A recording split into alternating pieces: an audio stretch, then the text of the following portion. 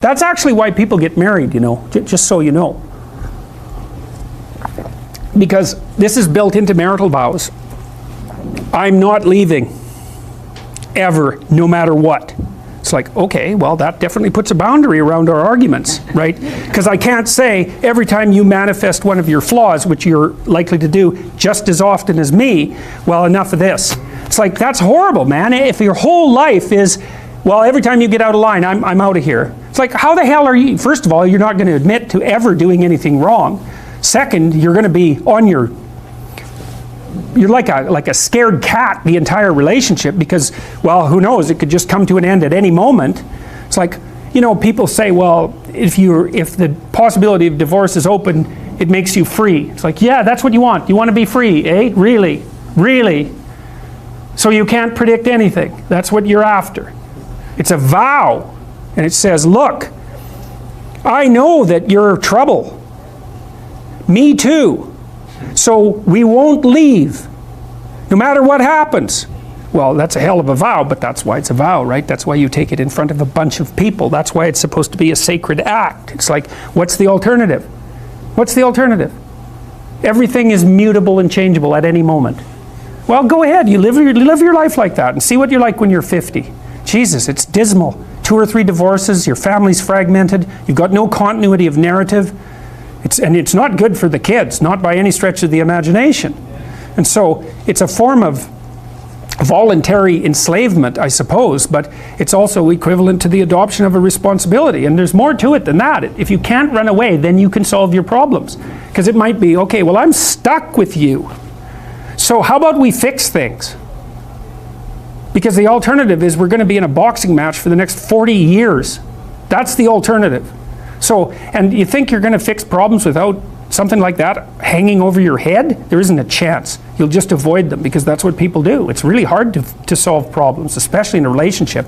We're having a fight and I find out that it's, you know, because you were abused by your uncle when you were 5 or some goddamn thing. You know, it's like, it's very frequent that that sort of thing happens. There's your partner's, you know, manifesting some weird anomalous behavior. You just can't make heads or tails of it. It doesn't seem related to what you're doing at all. They don't want to talk about it. And so as soon as you bring it up, they get mad. And then you bring it up again, they even get madder and they tell you that you're not going to talk about that or they're going to leave. And so maybe you're really, really persistent because you're kind of a son of a bitch, and then they break down and cry. You know, and then they have this horrible memory that comes flooding forward that's completely, you don't know what to do with it, and then you have to sort it out. It's like, you think you're going to do that unless there's a good reason? You have to know, we better sort this out or we're going to be carrying it around for the next 40 years. That maybe is enough motivation so you'll actually try hard to solve a problem. It's a lot easier to say, well, sorry, we're not going there. But then, good, you'll have it every day, every goddamn day for the rest of your life. See, there's some additional problems with divorce that people don't really grasp when they're young. Like the idea that you can be divorced once you have children, that's kind of a stupid idea, because you can't. You can find a limited substitute for your initial freedom. But if you have kids and you try to get divorced, the probability that that's going to demolish your life is very, very high. First of all, it's incredibly expensive. So one or both of you is going to come out of that poor. And your market value has declined. Let's say you're the woman who takes the kids. Your market value has declined radically. You're going to be poorer. The man, he's just as screwed because he is now an indentured servant and there's no escape from it. So it's not so bad if you can negotiate a peaceful separation, and some people can, but lots of times if you have a terrible relationship, it's not like negotiating a peaceful separation is all that easy. But if you're at each other's throats, good luck to you. I think it's roughly equivalent to having non-fatal cancer. It is not pleasant. It's a 10-year process, 15-year process. It'll cost you $250,000 and it'll tear a big chunk out of your life.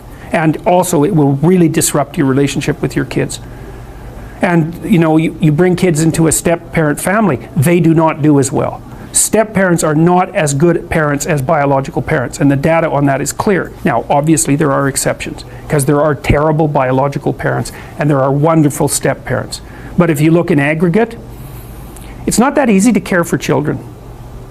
You need everything you can binding you to them.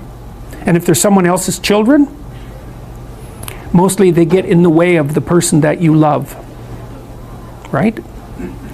Well, if let's say you have a child, I'll be right out. Let's say you have a child and I want to go out with you. Every second you spend with that child is the second you don't spend with me. And there's going to be a price for that. I'm not going to be happy about that. And if I have a child, you're going to feel exactly the same way. You might say, well, no, I love children. It's like, yeah, sure you do. I doubt it. You might love your child. And you know, it's pretty specific the way that people love children. So, and the rate of abuse for kids in step-parent families is way higher than it is in biological families. There's not even any comparison. Yes, we know the cornerstone is Christ alone.